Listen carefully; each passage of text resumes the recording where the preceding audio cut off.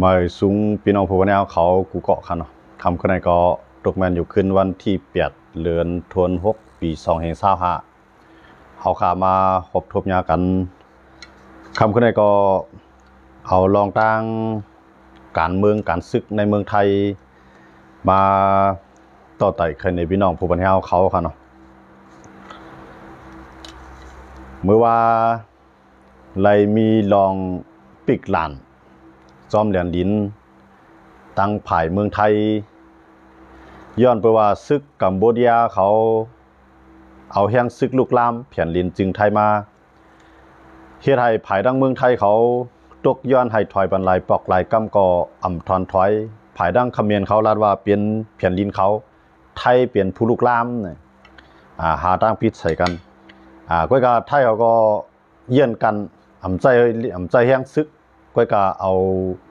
อ่ำใจปังตึกเกี่ยปัญหาก้อยกาเอาแห้งซึกนั่นหลอกเงือดเฮ็ดให้เขมรนั่นกูก็ได้เลือเสือเอาแห้งซึกเพิ่มใส่จอมเหรียญดินเครื่องลากหนักอันขึ้นจันขึ้นกับเอื้อมไว้จอมเหรียญดินกูภายหวายนาจูเมืองเขมรกัมพูชาอย่างนั้นเลยหรือนั่นก็ภายดังเมทัพภาคที่2ก็ลงลายมือจีสั่งให้ปีกหลานใจว่าปีกให้ตายกำเดียวนั่นเก่าค่ะก็ปีกจริงหลานในปีกเหมือนเส้นหนังอันยามกว่าไร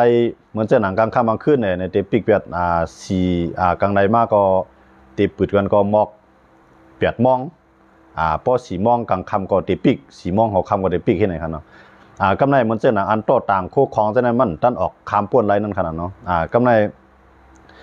เพราะว่าปีกก็ในมีหลายพื้นที่เตียนปีกตายไปโจข้าวครับเนาะมีหลายพื้นที่อยู่กำไรเขมรก็มุซ่ามันได้ก็เรียบเตเอาว่าค่ะเนาะตื้นอ่ำย่อมอุบตื้นอ่ำย่อมถอย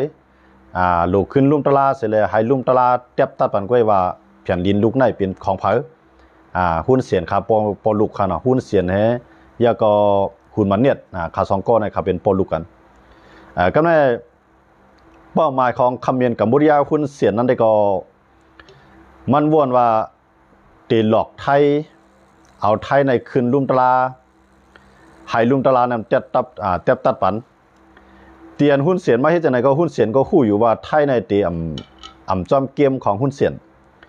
ก้อยกาหุ้นเสียนในมันถังเหล็กกวนเมืองของมันว่ากวนเมืองของมันในงือก็บ่เอาใจลอกลายซึกได้เฮ็ดอีกก็กวนเมืองเสียในพอถึงขิงเลือกตั้งมาตีเลือกลูกชายมันขึ้นมาแทงปอกนึงหลอกกวนเมืองของ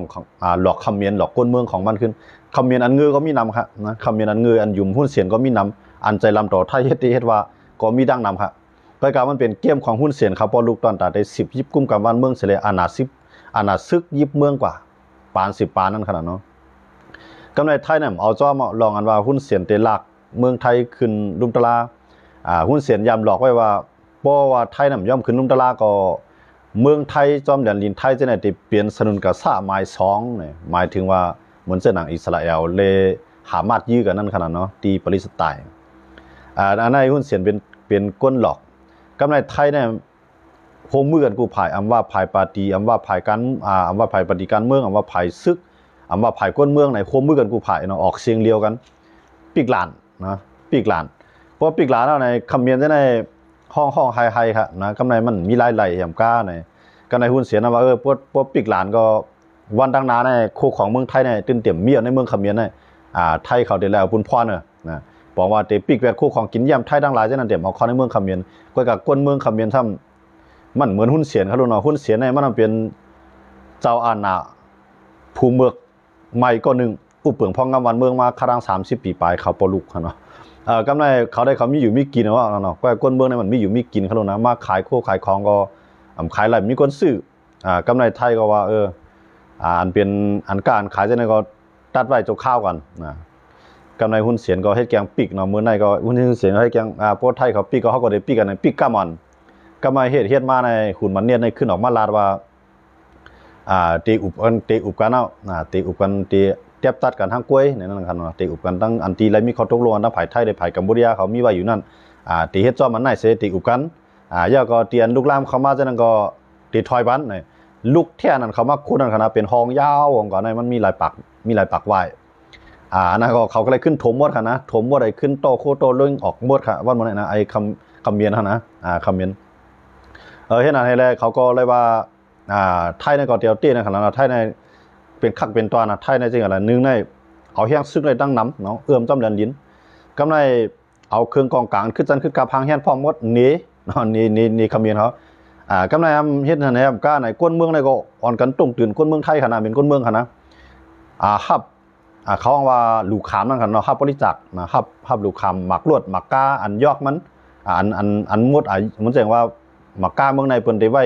5 ปีเนี่ยเนาะม5 ปีจะในเปิ้นเหลี่ยมเดียวก็ยาวเปิ้นก็เปิ้นเอาถอดออกก็ได้เดียวเฮ็ดนั้นแล้วเนี่ยหมักก้าในโตออกในลูกคำปองก็ในลูกเดิมดังภาคเหนือก็ลูกภาคใดมันก็ลูกกรุงเทพก็ส่งออกก็เฮ็ดบังเกอร์เขาว่าตีเปียบนั่นขนาดเนาะอันนั้นก็เลยว่า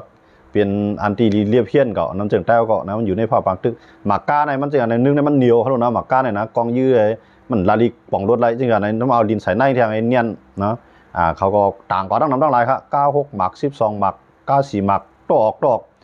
หมักข้าวเต้าน้ำตั้งกินตั้งย่ำน้ำกูซื้อกูลองเอาเทียมออกก้นเมืองในตุ่งถึงแห้งน่ะคำนี้ในตกใจค่ะก็ในออกอันในก้นไทยเขาในขำย่อมเตี้ยวเขาเดใจลอกลายในเต็มแล้วนะหุ้นเสียนขา2ก็โพลิก็ถอยค่ะว่ามันไหนนะถอยขึ้นเนี่ยก็กำในสังวัตตึกกันสังวัตตึกก็ไทยในมันพร้อมตึกก็ไทยในหางเฮียนพร้อมหมดครับพร้อมสังวัตตึกก็พร้อมแต่ตึกก็กว่าหนังหือเตรียมได้ตึกนั้นไทยได้เย็นกันในถึงที่สุดสังเกตว่าคำเมียนเนี่ยย่อมออกล่ามย่อมถอยล่ามหนังอันไทยตกยานั่นก็ไทยได้เขาก็ว่าสู้ก็อย่าไปอยู่เขาก็อย่าไปอยู่ในปืนตีว่ามันเป็นข้อทับซ้อนกันนะมันเป็นเรียนดินเอา2 ผายนั่นซื้อเขาอย่าไปให้ซื้อเขาอยู่ทั้ง2 ผายไทยได้ย่อมถอยออกมาตั้งครับคำเมียนเนี่ยถอยแสมกล้ามากคุณลูกแทนไว้หมดทางแห่นซื้อเขามาทางตั้งนำกันเนาะก็กไทยเขาก็หาลอกลายพวกปิกหลานเอาเนี่ยลูกก็ตีปิกเปลี่ยนจูมองเปลี่ยนข้าวย่ำกว่านั่นเนี่ยตีปิกตายแบบเนาะพวกปิกตายแบบก็บอกว่าก้นคำเมียนจะได้กำจังเข้ามานะมีการมีงานมีเงินเมืองคำเมียนก็กำไรขุนมันเนี่ยเนี่ยเฮ็ดไทยป้ายบางมีในเมืองกัมพูชาเฮ็ดไทยมันเกิดขึ้นป้ายบางมีมันมีแต่ก้นสัตย์เขาก็ตีอยู่ไรเขาเนาะก้นผ่านมันอยู่ไรซึ่งอันเฮ็ดหมักข้าวต้มน้ำมากก็มีการมีขันนั่นขนาดเนาะกำไรพอลองการกินการย่ำก็ก้นเมืองในทุกข้าคุกเงินก็มีการมีขันเงินกับบริยานปอหรือไทยเต้เขาเนาะเงินก็มีการมีขันในกำไรอันเป็นการกล้าการขายจะในเขก็มาตีอยู่เบ็ดหมดอ่ะก้นเมืองกับบริยานในกินนะกินกำไรหุ้นก้นเมืองในพวกไทยปีกหลานในก้นเมืองในขึ้นไหวหน้าขึ้นอังเตต่อต้านต่อหุ้นเสียนั่นขนาดเนาะเรื่องอังเตสารคัดต่อหุ้นเสียเขามาหุ้นมันเนี่ยแต่ว่ากำไรหุ้นเสียก็ฮู้ว่าเฮ็ดเอาเฮ็ดมาในฐานได้เล่นน้ำเล่นลังฐานได้เล่นมังไล่คิดมังไล่ขา2ก็โปลุกในขนาดนั้นว่าใครนั้นน่ะก็ในมือจานในยังอ่านเขายังอ่านว่าเพราะว่าเอาแห้งซื้อไอ้มาหลอกไทยมาเปลี่ยนปางตึกอีเดียวรอดเหรอตีจันเอาไทยในคืนลุมตะลาให้ลุมตะลาอันสีในเตียบตัดปันพอมันเป็นปางตึกกันมาในคำเมียนเขาเจออันโหรุนเลี้ยงเจออันอ่ำปอว่นไตหันเนือให้อันว่นเอาเจอคือวันเมืองเสียมรับหูอ่ำมึนตาใช่ไหมนั่นตีตกเกมของมันขนาดนั้นก็มันก็ยังอ่านจังนั้นหาลอกไล่ให้มันเกิดปางตึกเนาะกำในเรื่องเรนให้เขายื่นตั้งไทยสัม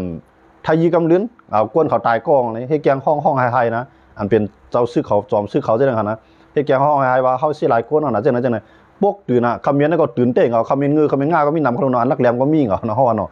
กำในว่าเขาเห็นหน้าไหนกำในไผ่ไทยนี่ก็เขาได้ปีกมอกันได้เพราะว่าสุยอมก็เขาก็ได้หาลอกไล่แต่ได้กี้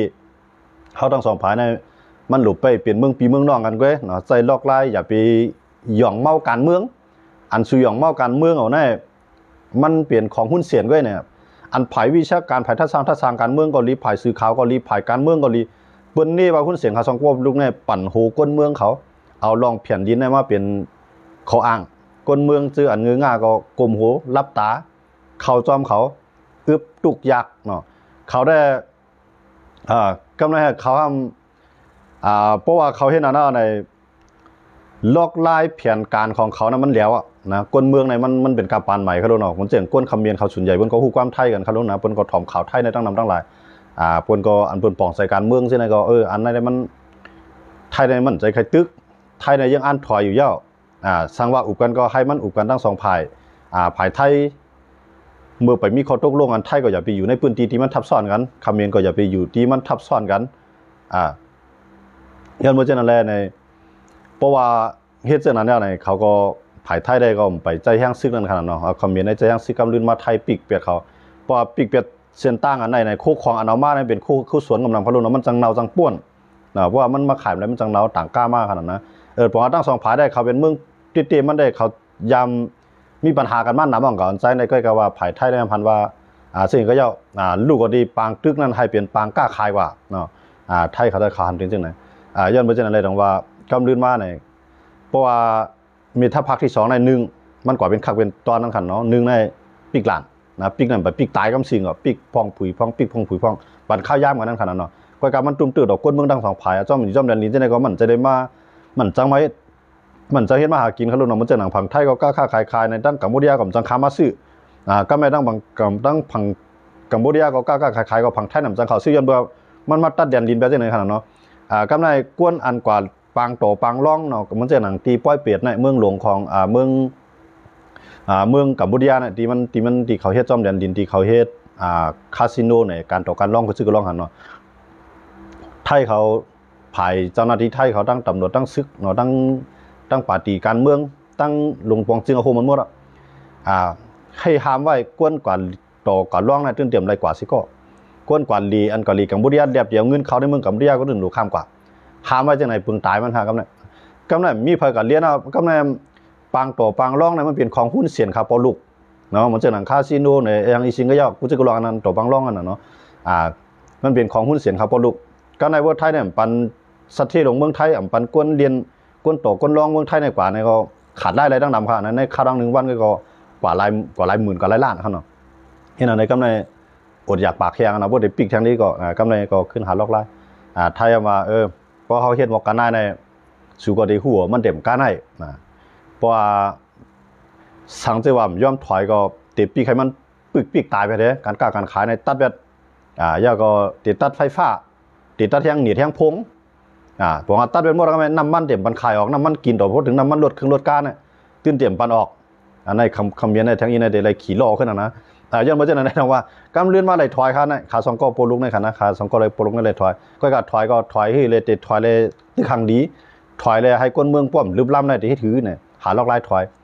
ก็ไม่ได้ก็ติดใจลอกไล่อันไรมีเขาตกลงกันตั้ง2ฝ่ายเนาะตาเตอุบโอกันให้ก็เกี่ยไขปัญหาก็ลองอันที่กล้องมูเก่าเกี่ย3-4ตีนั่นได้ตื่นเตเอากับอุบที่ลุ่มตะล่าอยู่ในขณะน้องก็ว่าเจงก็เขาก็แค่ว่าไทยเนี่ยย่องกว่าละล่าว่ากับลุ่มตะล่าก็ไทยในซุ่มอ่ะนะฮือเลยว่าไทยซุ่มเหล่านี้อันที่นั่นแน่มันยิบปักเปลือกไม้มีเหมือนกันนั่นขนาดเราภายพวกน้ำยิบแผ่นตีเขาว่ามีโป่งเนาะใต้ในห้องว่าหางแผ่นลิ้นภายพวกน้ำหางแผ่นลิ้นอันที่ฝรั่งเศสเขาคิดไว้เดี๋ยวมือปานสยามนั่นขนาดว่าปานเมืองสยามนำไปใจเมืองไทยมาไปก่อตั้งขนาดที่เป็นสยามอันมือเลยนะอันไทยเขายิบห้ามเปลี่ยนอันตีเมืองไทยนะก่อตั้งเมืองไทยก็ใน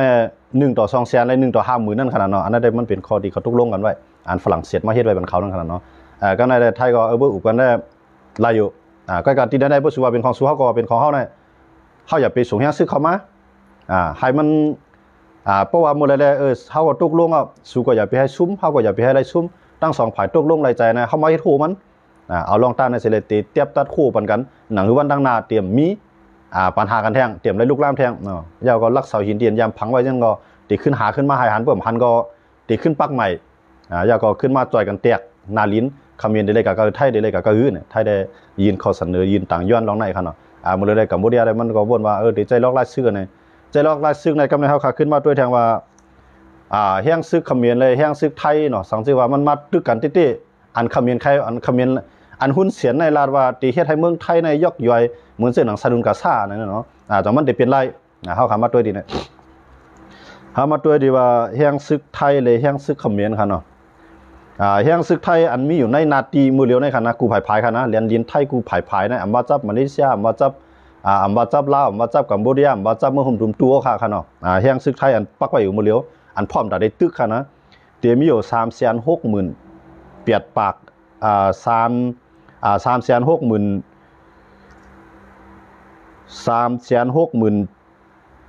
เฮียง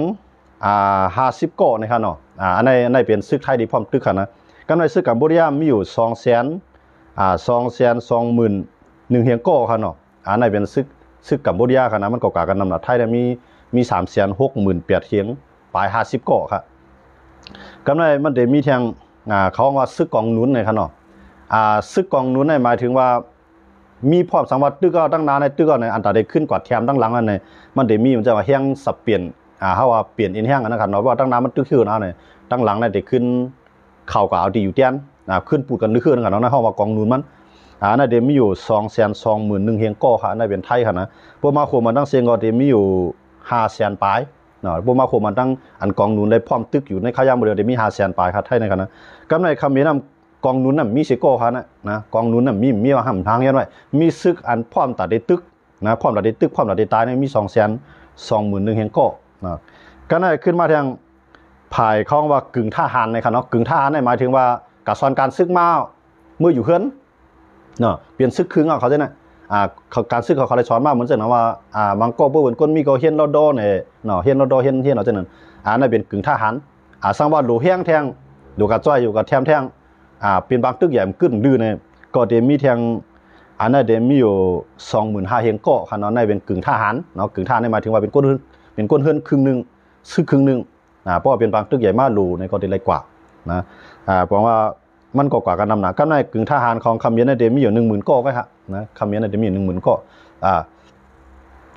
กำในเฮาขึ้นมาด้วยแทงเกี่ยวกับไปลองซึกกลางหาวค่ะเนาะนะซึกกลางหาวคำเย็นมีก็คือไทยมีก็คือเนี่ยเฮาขาขึ้นมาด้วยทางเครื่องบินตึกเนาะตอนดาไทยในเครื่องบินตึกเขาได้มีอยู่4ปาก90ปลาย3ลำครับกำในคำเย็นมีก็คือในคำเย็นเขามีอยู่25ลำก็เครื่องบินตึกเขาอันไหนกว่ากันผ้าทั้งลีเนาะครับนะกำในเครื่องบินลึบล้ำเนาะเครื่องบินลึบล้ำเหมือนเช่นว่าตึกก็ตึกลึบล้ำเครื่องบินแทงล้ำหนึ่งนั่นขนาดเนาะเครื่องบินล้ำภูเขียนนั่นขนาดเหมือนเช่นหนังไทยเขาได้ก็เต็มมีอยู่70ปลาย2ลำกำในกัมพูชามีก็อะไรในกัมพูชาในเครื่องบินลึบล้ำในมีลำเดียวครับนะมีลำเดียวก็มันกว่ากันบอกได้ครับนะกำในเขาขาขึ้นมาด้วยแทงว่าเครื่องบินจู่โจมในขนาดนั้นได้ก็เลี้ยงเป้าหมายมันเสร็จแล้วพร้อมตัดได้ตึกใส่ที่นั้นก็เดียวในเครื่องบินจู่โจมเนี่ยอันนั้นได้ไทยเขาได้มีอยู่2ปาก50ปลาย8ลำครับก็ในคำเมียนเขาทำมีอยู่7ลำครับนะเครื่องบินจู่โจมในพร้อมตัดได้ตึกใส่ปืนตีเลยปืนตีนึงนั่นเลยอันนั้นเอาเลี้ยงเป้ามันดีๆนั่นขนาดเนาะอันนี้ว่าเครื่องบินจู่โจมในมันบอกว่าปันให้มันพลาดนั่นขนาดเนาะปันเพราะว่าตึกในก็อ่านให้มันจับให้เมียนตีมันขนาดเนาะเครื่องบินนั้นได้ก็ภายไทยเขา2ปาก50ปลาย8ลำแล้วก็คำเมียนมี7ลำเลยครับอันนี้ก็มันบอกว่าเฮียงมันนี่ก็มันงามกันนั่นล่ะนั่นขนาดเนาะกำในเครื่องบินโต้ส่งขนาดมันจะว่าโต้ส่งเฮียงซึกส่งทีนึงยาวทีนึงเนี่ยได้เป็นเครื่องบินโต้ส่งในสายซึกขนาดไทยเขาเดมีอยู่50ปลาย4ลำครับกำในกัมพูชาเดมีอยู่6ลำค่ะเนาะกัมพูชาเขามี6ลำมั้ยครับเครื่องบินโต้ส่งค่ะเนาะเพื่อเข้ามาด้วยเนี่ยมันเฮียงมันเนี่ยมันไรว่ากว่ากันนำแห้งหนานั่นคันเนาะไรว่ากว่ากันนำแห้งน่ะก็ในการแต้งนะเขาขาขึ้นมาด้วยหรือเสียเขาด้วยซึกเหนือกลางหาวซึกเหนือลีนในอันเขาลาดว่าซึกเหนือลีนนั้นว่าในมันเป็น เป็นซึกมี360,800เฮง50ปลาย50ก้อเนาะอันนั้นเป็นซึกเหนือลีนค่ะนะมันจะมีทหารบกเนาะทหารเรือทหารอากาศอันนี้เขาขาได้มาด้วยมือไกซึกกลางหาวเขาลาดกว่ากำในเขาขาได้ขึ้นมาด้วยแทงซึกเหนือลีนซึกลวดทางค่ะเนาะอันใจลวดทางเนาะถ้าขอทานบกไว้เหงาค่ะเนาะการแต้งเนาะก็มันเฮาขาขึ้นมาด้วยเฮียงการแต้งในการแต้งไทยเขาได้มีอยู่6ปาก35ลำครับกำในกัมพูชาเขาซ้ำเต็มมีอยู่6ปาก44ลำเนาะอันนั้นได้ไรว่ากัมพูชาเขานำเลือดอ่อนครับเนาะอันเป็นการแต้งในค่ะนะการสายของว่าหมากมันได้เป็นสายเลียนสายเลียกนั่นค่ะเนาะอันนี้เฮาว่าการแต้งค่ะเนาะกำในลวดหุ้มก่อค่ะเนาะในเราเป็นการตึกเองก็ว่าหมากมันเป็นยางอันนั้นได้ภายไทยเขาเต็มมีอยู่16,000เฮง9ปาก35ลำครับ16,000เฮง9ปาก35ลำก็ในมาด้วยกัมพูชาเขาซ้ำมีอยู่3เฮง6ปาก27ลำเลยครับนะกว่ากันนำค่ะเนาะก็ในลวดอันต่างกวางหลวงค่ะเนาะต่างกวางหลวงพร้อมยืนนั่นค่ะนะอันในไทยเขาเต็มมีอยู่50ลำกัมพูชามี30ลำครับนะลวดอันต่างหมักลงแต่ได้ยื้อหมักหยอกลงค่ะเนาะก็แนมกองหลักจุ้งเนี่ยเนาะกองหลักจุ้งในมันจะหนังเกากลางเขามุ่งยับอะไรของมานั่นนะอันมีหมาก2หมากให้ก็